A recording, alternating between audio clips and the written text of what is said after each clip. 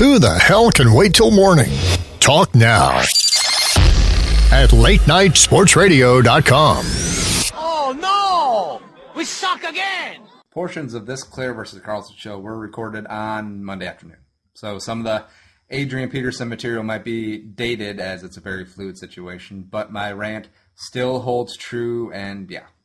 So enjoy the show.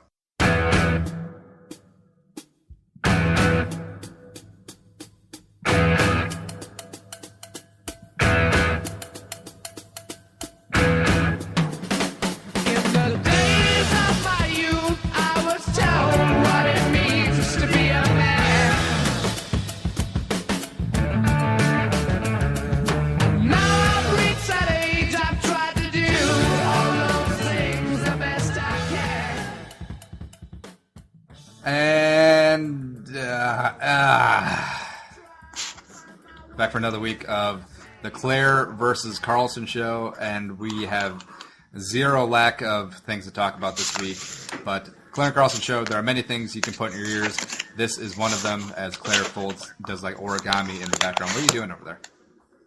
I didn't do anything. I don't even know what you're accusing me of. It sounds like you're like scraping bread off the bottom of your shoe over there.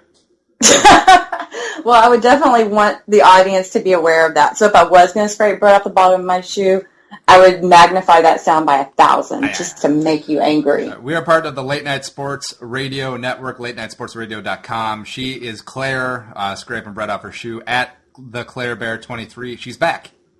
I'm back. I'm unhacked. Famously of the NFL Female Podcast, and I'm Andy Carlson, at Purple for the Win for now, men. We'll get into that for obvious reasons. Our Twitter is at Claire versus Carlson, all one word. And yeah, as we'll get into, we'll find out that I am a little bummed today because news just broke this morning, Monday morning, that the Vikings have reinstated Adrian Peterson after deactivating him for Sunday's game after news broke late Friday afternoon, that he had been indicted for child injury in Texas, something like that. I don't have it in front of me, but endangering a child. Very, trying to find the word, terrible stuff, even though it sparked the whole debate of, well, I got spanked as a child and that turned out fine, but yeah.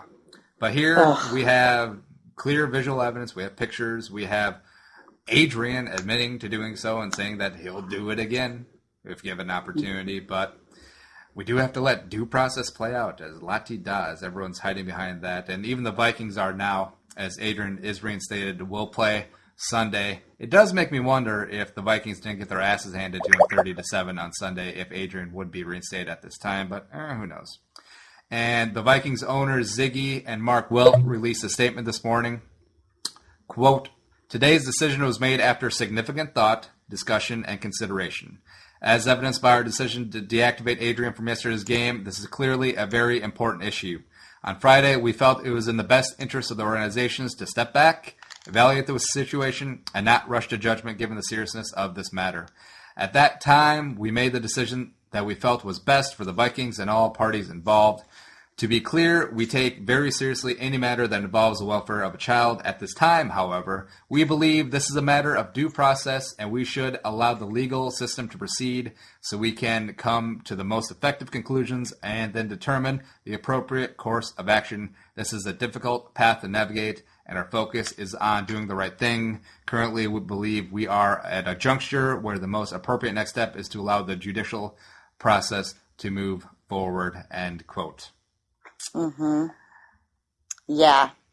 So, why do you think that the team, after deactivating him for the game against New England, is deciding to reactivate him for the Week 3 game? And do you think it is because the team performed poorly or because they feel like this is something that could be handled in the court system and they're going to wait for punishment? Or do you think it's something entirely that I'm missing altogether? Oh, they definitely reinstated him because they got the shit kicked out of him 30-7 yesterday. Oh. 100%. And, full disclosure, we are recording this on a Monday afternoon. I know this is airing on Tuesday, but whatevs. Hopefully the story doesn't have a ton of movement on it. But, yeah, basically that's it. And we talked about this off air, and I know the Vikings are my team, but I don't want to be melodramatic about this, as I'm not angry. I'm just completely dumbstruck and, frankly, very disappointed in the team that seemed to be on Friday by deactivating Adrian, by doing the right thing and sitting him down. And then the Panthers, through public pressure, followed suit with Greg Hardy, even though Greg Hardy had been convicted of assaulting his girlfriend in that matter. And, yeah, everyone – all right, so here's my theory. When it's a good player, everyone is very quick to hide behind the due process. Let it play out. But last year, A.J. Jefferson was arrested for probable cause of domestic violence against his girlfriend. He was cut the next day. But A.J. Jefferson, fourth or fifth corner, not going to help the team's bottom line all that much. So he gone. It's very easy to make him an example. And Vikings fans, that we have a schism, to harken back a term from the Brett Favre, Brad Childress days. I've noticed a very clear split in the fan base where you have to pick your trench and then you got to dig in. There's one that's absolutely disgusted by the team for being massive hypocrites and putting winning above everything. Yes, I realize that that's what sports is about, but this is bigger than sports. Yes. Especially now, since the NFL is under this magnifying glass when it comes to domestic violence, and domestic violence includes children as well. People forget about that. And the other trench is the one where it's like, oh, we got to let the due process play out, even though we have photographic evidence, even though Adrian says he did what he did. So from a legal standpoint, this is an open and shut case. This isn't he said, she said. This isn't ambiguous like the Aaron Hernandez trial could possibly be. And by the way, a lot of the fans are saying we got to let due process play out. We're the first ones to write off Aaron Hernandez as a murderer, even though he has not been convicted of anything yet. Even though he probably did it. Let's be honest. Right? Who are we kidding here? And it's just, I'm disappointed in the team that they were going to be a beacon of light in this whole domestic violence issue that the NFL is starting to take very seriously, and my hats were off to them. The Vikings could have been the team at the forefront of this and been an example to how other teams should follow suit. I mean, look at what the Panthers did so quickly after the Vikings were getting praised for sitting Adrian down. But now he's back in the fold. They're hiding behind due process, and they're going to be a laughingstock again. And I feel bad saying they and using that term because I always say we. But now I don't want to be associated with whatever this is, to be melodramatic again, because they are going to be burned. They're going to be crucified in the national media for being absolute hypocrites, and rightfully so. And I've listened to some of the local media already. ESPN 1500, Judd and Mackey, they did very good taking the Vikings to task. Common Man has already started doing so as well. And it's going to be bad for the Vikings. And even if they win, what's the point? I mean, it's... And, sorry to interrupt, but knowing the Vikings is that they'll probably win on the road in New Orleans on Sunday, but the public backlash against Adrian playing will be so bad, they'll be like, oh, well, we decided to do the right thing, and now we're going to suspend Adrian Peterson. And that's just... It's definitely disgusting. I mean, just hours before I think this news broke that he was going to be playing this weekend, I think it was the New York Post actually reported that the Vikings won't cut Adrian Peterson but may trade him. Mm-hmm. And that was just before he was reinstated to the team. And it makes you wonder, was that sort of the stance before they played? I mean, I hate to say they played so poorly against. Oh, they didn't play well against New England. Yep. And the child, I mean, basically you have a man charged with negligent injury to a child. And to me, that it wasn't negligent, but okay, that's what the law is. And I know many lawyers in the area who actually know the law of Montgomery County in Texas, which is adjacent to the county I live in down here. Mm-hmm. they have a strong feeling, jury trial, he's going to be okay. He's going to get off. Doesn't make what he did right at all. I don't think you can look at a 4-year-old and say what this child did was so bad that he deserves to have marks left upon his skin that hurt a whole lot receiving those. It's upset. I mean, okay, it's one thing to use your open hand and spank a child. That's one thing. It's not something I condone, but it's something. You're going to use something that can cut the child's skin, possibly lead to infection. It cut his scrotum, this poor child. I can't imagine. And the Adrian text messages so angry on this were like, got him in the nets.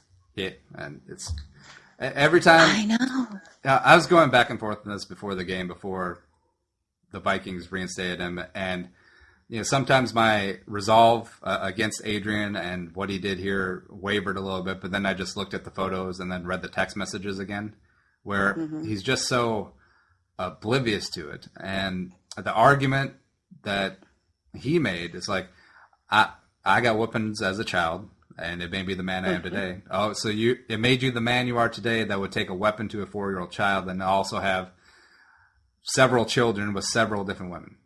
Right. I don't want to take a moralist stand here, and I've gotten a lot of the, you obviously haven't done anything wrong in your life, so how dare you judge him? Well, you don't have to be without sin to understand that someone else is messing up in their life or doing wrong. I mean, if I understand the ye without sin cast the first stone, but that doesn't mean I'm not throwing stones. I'm just merely pointing out that someone else is messing up.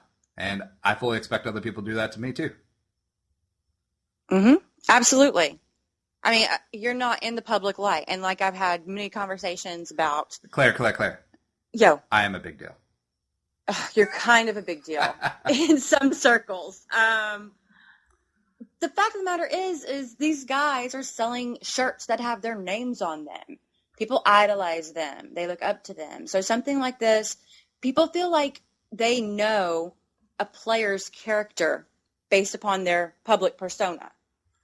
No one knows this guy. You don't know him.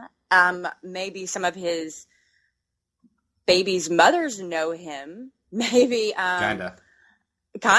They might have had at least relations at one point with him.